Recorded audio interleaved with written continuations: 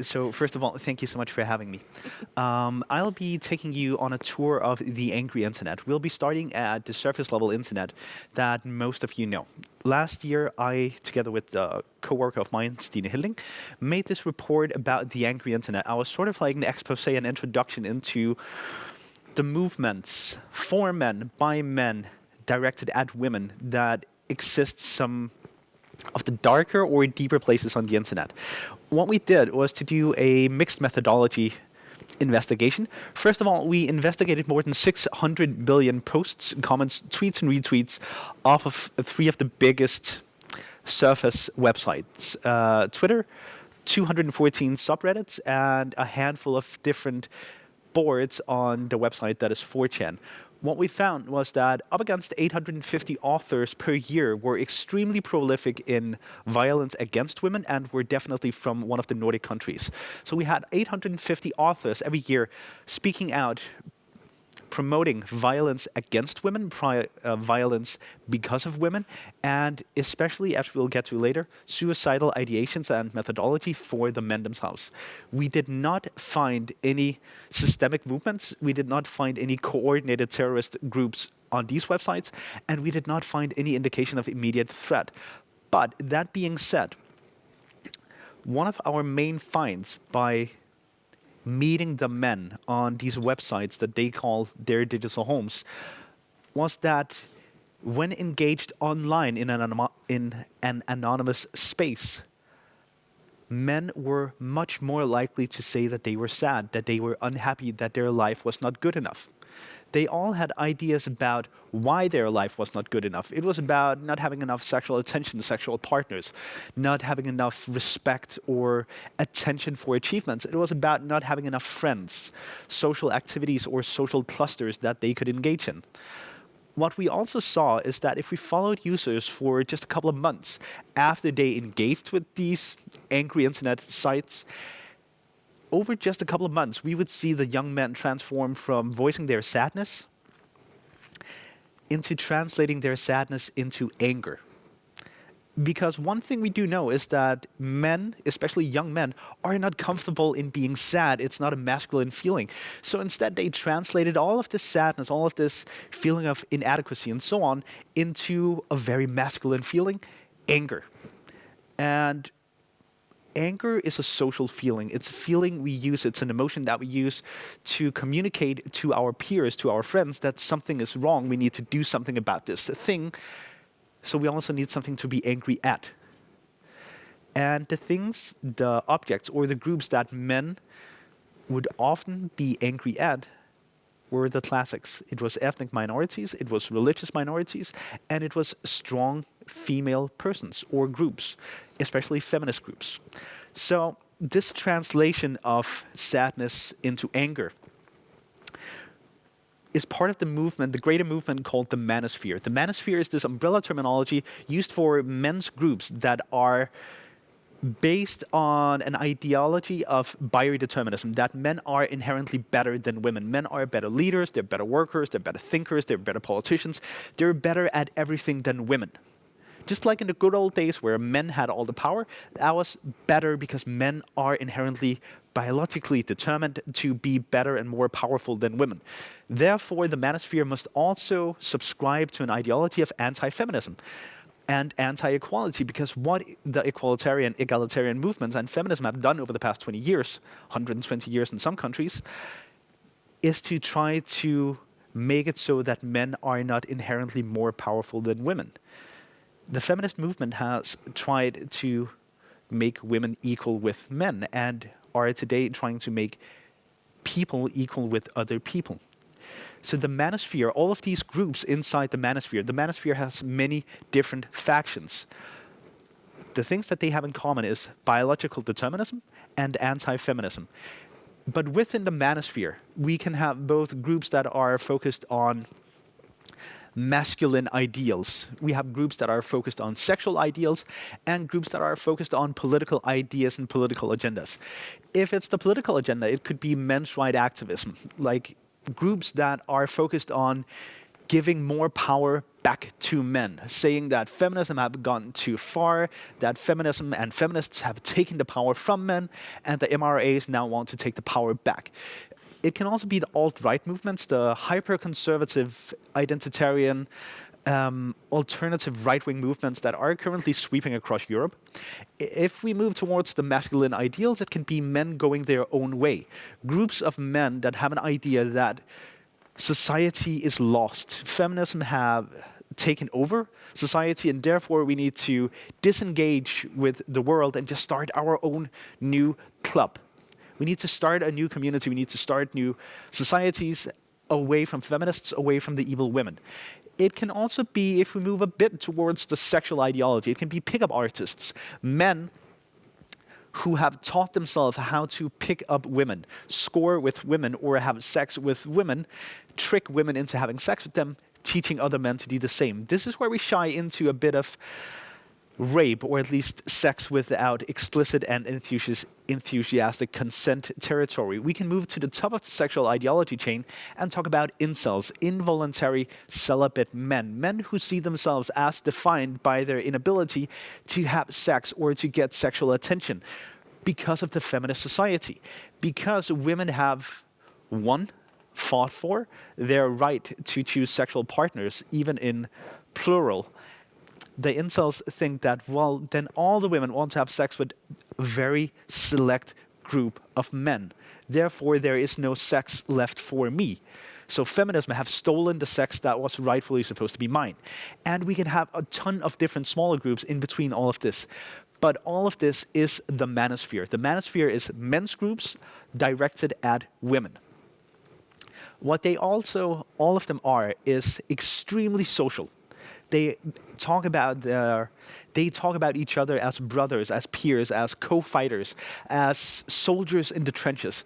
They all have an idea about conspiracies, that there's this feminist agenda, that all the powerful feminists have already taken all of the power in society, and they need to fight back, that there's this big feminism shadow government. None of them have any leaders. It's ideological movements existing primarily online and always in opposition to something. All of these are countercultures. They are opposed to feminism. They are opposed to equality. They are opposed to society as a whole, but they need to be in opposition. And like I said, they're all based in the online sphere, and all of them have explicit linguistic markers, which is one of the things that I work with, because it's super hard to track anonymous people across the internet. The internet is kind of big. So what we do instead, and what we have based a lot of our research on, is how they talk. Because there are certain words that only exist in these movements. 2 years ago, or 5 years ago, the incel movement started to talk about Chads and Stacys, and that became kind of mainstream. And then we could see how that was used in the MRA movement, and how that was adopted by the MGTOW movement. And some of these words we can follow, and some of these words have, over the past couple of years, become too mainstream to bear any scientific significance. Chad, Stacy, some of the derogatory terms used for women are today mainstream. But one of my jobs is to keep digging and finding out, how is the language of the internet, how is the language of the angry internet constantly evolving. A lot of my work has also been to interview, talk to, and talk with these men and groups of men.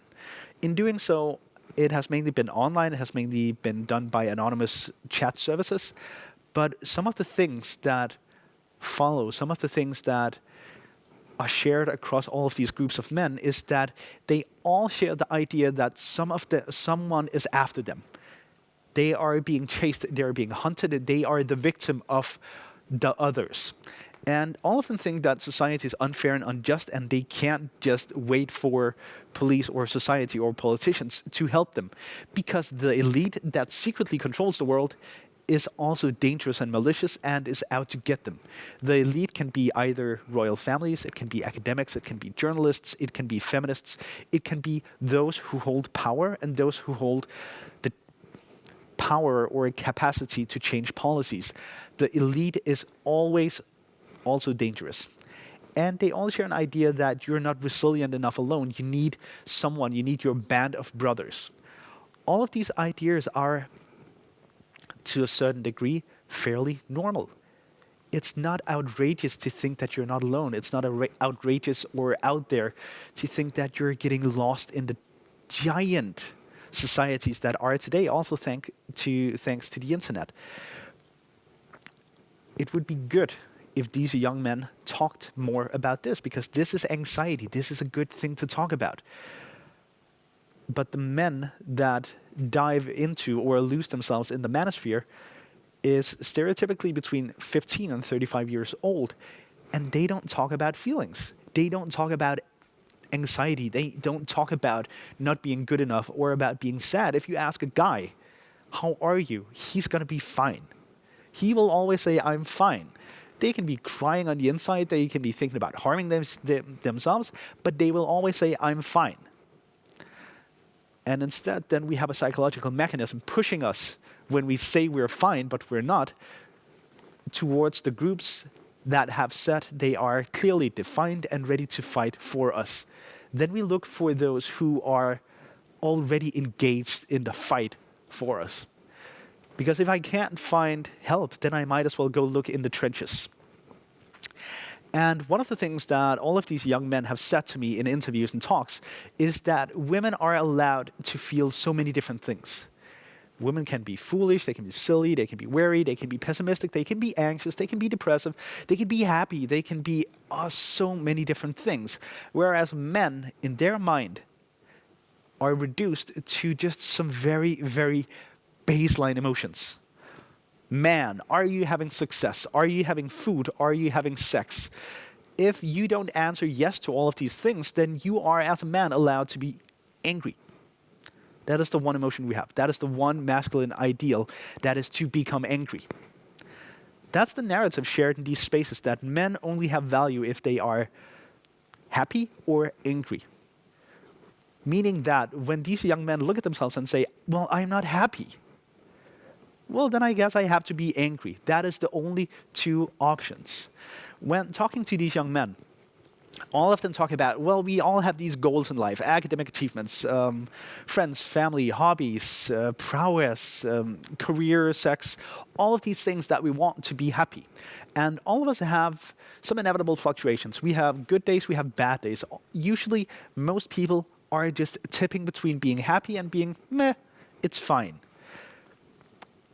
What these young men say, which I think is actually very right, is that most people have systems to help them be happy. We have friends, we have families, we have hobbies, we have communities. And these communities, these systems, push us towards being happy every day. If I have a bad day at work, I can go talk to my girlfriend. If I have a bad day at school, I can talk to my parents about it. We have these systems to help pick us up. What these young men say is that these systems for them are unresponsive. They don't have them. They don't have these things to push them towards being happy. So instead of just being sad, they fall into unhappiness. And at some point, they give up believing that their systems are ever gonna start working. Their life just sucks. They become despairful. And at some point, young men, because they're raised to do so, will choose not to be in despair, but will instead choose the one agency that men have been taught to have: anger. And anger moves focus from themselves and their life that is unhappy and despairful and sad. Then anger moves the agency from myself to the others. Anger allows them to form countercultures. And in countercultures, where you meet the other young men that are also angry about being in despair, the other men that are also angry about being unhappy, when you meet them, then you have a sense of belonging. You have a direction for anger. You can have goals in life that are revenge, justice, protection.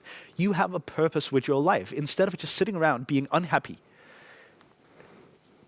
This focus on others in a counterculture based on anger, that's radicalization. That is, to a point, what radicalization is. And when we have these countercultures, when they spring up, they need to have an object. Usually what we found in interviews and on data is that usually this object of countercultures, that was women. And countercultures also work in a way that they create a framework for understanding not just your life from now on, but also your life up until now. You get an explanation as to why your life has sucked. And most of these young men, when I talk to them, the first thing they said is that I never had a friend. I was never happy. I never had a good life. And at some point, like 15 years down the line, they found an explanation for why I was unhappy. That is why one of the pieces of literature that I've read the most times, that I've had most young men send to me, is this suicide note. Humanity, all of my suffering in this world has been at the hands of humanity, particularly women. It has made me realize just how brutal and twisted humanity is as a species. All I ever wanted was to fit in and live a happy life amongst humanity. But I was cast out and rejected, forced to endure an existence of loneliness and insignificance, all because the females of the human species were incapable of seeing the value in me. And this is very much this reframing of my life. Why have I been unhappy? Why have I been sad? Now I'm choosing not to be sad and instead taking agency in my life. Is this a happy note, or is this a sad note, or is this an angry note? It's a suicide note from a young man who went out and killed 6 other people, hurt 14 more in 2014 in Isla Vista in the US. Elliot Rodger, who in another video called himself the supreme gentleman and said women were supposed to want to have sex with him because he was the supreme gentleman. And then he said, if I can't have you, no one shall have you. And then he went out, set on to kill as many women as he could. The supreme gentleman. A moniker that has been echoed through so many violent offenders, through so many terrorists, through so many mass murderers. Alec Minasian, a couple years later in Canada, before he drove a van through a group of women, killing 10, said, all hail the supreme gentleman. A couple of years before that, a young man, before he killed 10 other students at his dorm in Oregon, said, here I am, 26, with no friends, no job, and no girlfriend. Here I am, no friends, no job, no girlfriend. That's not an angry statement. That's a sad statement. But men are fine until we become angry. And we kill people. Usually in media, when we talk about these incidents, we talk about them as a series of isolated incidents. We talk about them, well, this young man was having psychological trouble. This young man had been in the psychiatry. This young man had been wrong for this many years. But we see that these young men use the same language, use the same linguistic markers, reference each other. They talk to each other. They talk about each other on internet forums. They share the same idea that the great replacement is coming. If we don't do something now, the others will overtake our countries. If we don't do something now, the women who are evil will have power and then we will be powerless. We need to fight back now. It is not only just that we do it, it is necessary that we do it. And then they kill people and they kill themselves. One thing that we do see is these young men within the manosphere. They very often move from subgroup to subgroup, from the incel movement to the violent right-wing, the alt-right movement, but also from the incel movement to extreme jihadism. So what we do see is that it's not about finding a place to belong, it's more about finding a narrative frame for one's emotion. It's not about the idea, it's about a sense of belonging. It's about a place that will tell you you are good enough. And there's thousands of us that are also good enough. Join our group and then we can tell each other that we're all good enough. And when reading newspapers, when reading magazines or browsing YouTube, we always talk about mass murderers or terrorism and the high-level violence. But we have seen over the past years that some of these groups will coordinate attacks on the internet, via the internet, directed at ethnic minorities or ethnic or religious minorities or strong women. It can be doxing, sharing of personal information about them, their private address, their phone number, their private email, hacking threats, faking photos of them, sending them photos. And we can see that dominantly women and minorities in politics, in policymaking, in influencers are the ones who are targeted by these strategies the most. And we know through Institute for Human Rights in Denmark, this means that they very frequently exit the debate. And if we allow a system or a movement that pushes out women and minorities from democracy, well, then we don't have democracy. So this is not only a question about societal violence, this is also a question about, do we want to have representative democracy? Then we need to make sure that everybody is protected to actually participate in said democracy. This is also about talking about the young men, because no one enters any of these communities on a good day. The young men that are a part of the manosphere, that are a part of these movements, score extremely low in well-being, in social cloud, in happiness. We can see that usually in the beginning of their, let's call it manosphere career, they talk about not fitting in. And we can see that they do it because they want some place to talk about their ideas. We also need to make sure the best way to prevent this problem is to make sure that they don't have any motivation to enter these communities. They go there looking for something to feel attached to, something to be part of. If I can't be part of the positive community, then you're damn sure that I'm going to just try to fit into the negative community. And we do talk about violence against others, but on some of these websites, these numbers are from an incel website, the Involuntary Celibate Young Men website. We saw that 66% of the 8,000 monthly users had committed, thought about self-harm or suicide over the past couple of months. 66% of a website's users talk about self-harm or actively self-harm. That is an terrifyingly high number. So this is not only about the violence they commit to others, it's also about the violence that they are motivated to commit onto themselves and to each other. It's also about the strategies that they perform or hatch out, how to harass women, how to manipulate democracy and society into an image where they feel that they could fit in. It's also about the mass murders, it's also about the terrorism, but it is a downward slope. It is something where the most prevalent problem is the harm these men do unto themselves and each other. In talking about this, all of the young men that I've talked to say that their life is defined by a beginning of ostracization. They talk about never having friends. They talk about never fitting in. They talk about never being invited into the youth group, their peers. They were never part of the in-group. From that, they go into a psychological defense mode saying, well, it's not you guys kicking me out. It's me not wanting to be part of that. They form countercultures with the others who are also not part of the mainstream in-group. From there, there's an openness or there's a vacuum in which they can form oppositional communities. We are the anti-establishment. We are the anti-mainstream. We are the anti-popular kids. Whatever the popular kids are doing, we're against it because they're stupid. And this sort of reactionary activism, we're just against whatever they're doing. Fair enough. That's how politics sometimes work. Also social politics, also classroom politics. Where my concern lies is when this moves into proactive activism. When they go out of their way to make sure that the popular kids or those in power, the feminists, the lawmakers, the academics, the journalists, to make out of their way to make sure that they don't have any power because they don't deserve it. This proactive activism is in some gray area right around terror movements. We try to push you out of democracy. We try to push you out of policymaking. And they do it feeling a sense of justification or necessity into forming these countercultures. They say that over the past 15 years, over the past 20 years, all that we talked about is Me Too, Black Lives Matter, feminism, he for she, all of these things, fighting white supremacy, fighting the patriarchy, which, to be fair, that's not wrong.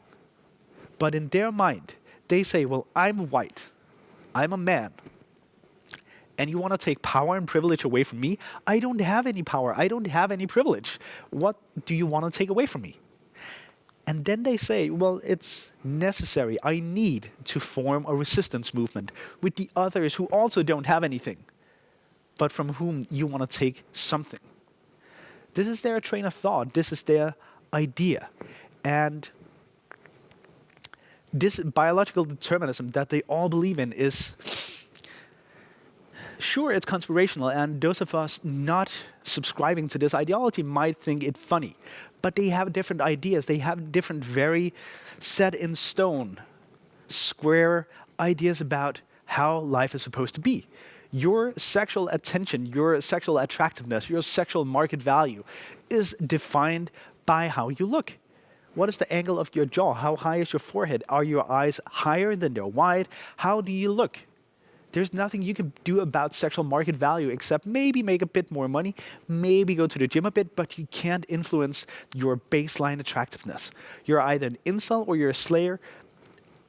There's only so many levels in between. There's Chads, the sexually greedy men who will just sort of vacuum up all of the available sex from the stupid women. All women want to have sex with the same kind of type of guy. And those who are born into looking like him, well, they're just going to have all of the available sex because these men explain each other. All men are part of a hierarchy where alphas are at the top. They will beat their chest in a very gorilla-like way, and they will choose whom to have sex with first. The leftovers are then left to the betas and the deltas, and at some point, maybe the gammas, but the omegas, the losers, the bottom of the social food chain, will never have any sexual attention. And they'll sell each other ideas about, you can also, instead of being born as an alpha male, you can evolve into a sigma male, and you can buy classes, you can buy talks that are supposed to make you into a sigma male, but that is not science, that is not true, that is not right or correct. But there are a few powerful individuals who prey on the young men who believe that, well, I'm an omega. I'm never going to ascend to being an alpha, but I might become a sigma male. And then they sell ideas to vulnerable young men about, you can become the ultimate sigma, the one who doesn't need a social circle to be himself. He hates living life safely. He's morally gray, or worse, he uses social skills. His social skills could use some work. This is sort of this is reading star science or astrology, astronomy, for vulnerable young men. It's selling them an idea that they want to believe in. And when that doesn't work, they're being told that, well, biology has determined how much sex you will have in life. If it's not your jaw, if it's not your eyes, it's the circumference of your wrist, it's the size of your earlobe, it's the width between your eyebrows. There's always a reason why it's not your fault, why it's their fault. It's always externalized. And what these movements do is sell an idea of the man's man. You can become the good man who deserves happiness. That is not just a basic human right. You deserve happiness. You're allowed to strive for being happy. But what these groups do these communities do, is push the idea that there's this ideal man who is one with nature, climbs the trees, eats meat, no tofu, can defend his one woman, has a job, he drinks his coffee black. And if you just do this 10-step program into becoming a good man, you are allowed to be happy. Because that's how it was in old days, in the conservative days. 100 years ago, there was one woman for every one good man. Depending on how attractive he was, he would almost be delivered, handed by the village, an equally attractive young woman. Once he had a job, once he could take care of himself and support a family, he would be given a wife, a mate. That's how it was 100 years ago, and these communities say that was better, because that was motivation for all men to get a job and take care of themselves. But they also say that today, because of feminism, this is not so. Today, because of feminism, as the women have been allowed, granted, fought for their right to choose with whom they want to mate, be married, all of the women are attracted to the same group of very attractive men. And these men take all of the available sexual attention, leaving 80% of the men good with a job, being one with nature, drinking their coffee black, all of that, being able to support a woman but not being given a woman. And then the men become frustrated because they feel entitled. I have now done the 10-step program to become a good man. Where's my prize? And they see this narrative mimicked about how society has cheated, hustled, or swindled the good man away from his prize, what should rightfully be his, mimicked in Hollywood movies, in anti-heroes talking about about ascending from just being an individual and becoming an idea, and stopping being just a person but becoming part of something greater, because you need to sacrifice yourself to fight back against this feministic overpower. They also see it in social media. Of course, there are plenty of influencers or streamers or podcasters talking into this narrative because they can sell an idea, they can sell a narrative that these young men aspire to believe in. When we talk about best-selling authors crushing feminism, crushing egalitarian movements, and when we have best-selling authors talking about enforced monogamy, when best-selling authors say that, oh, if only we have had enforced monogamy, we wouldn't have had school shooters, we need to be very aware about not just what they're saying, but also the motivation for believing in this. The baseline motivation for believing in this is unhappiness. If you believe that this is your one chance of not drowning in a sea of unhappiness, you'll bite. And we end up with movements convincing each other that they need to fight back against a made-up enemy. Otherwise, they'll die. They say feminist culture will eventually end up being squashed because the men have either become too demoralized and weakened to protect their women, or because they've become so fed up with the incessant ridicule that they just don't care anymore. This was Anders Behring Breivik in 2011. This quote is all over this part of the internet. It's anti-feminist, it's xenophobic, and it's a call to arms. It's a very romantic notion of men needing to fight back. And if I can just leave you with 3 ideas. If we allow time to pass before we attend to these young men, we need to go into high alert mode, and to protect victims, we need to educate and first of all build a digital police force and a digital prosecution system that understands that threats and violence made in a digital sphere is very real. If we are able to meet them before they are too far down the rabbit hole, we need to not scold them, we don't need to re-school them, we need to reintegrate them. Because their primary danger is that they are falling out of society.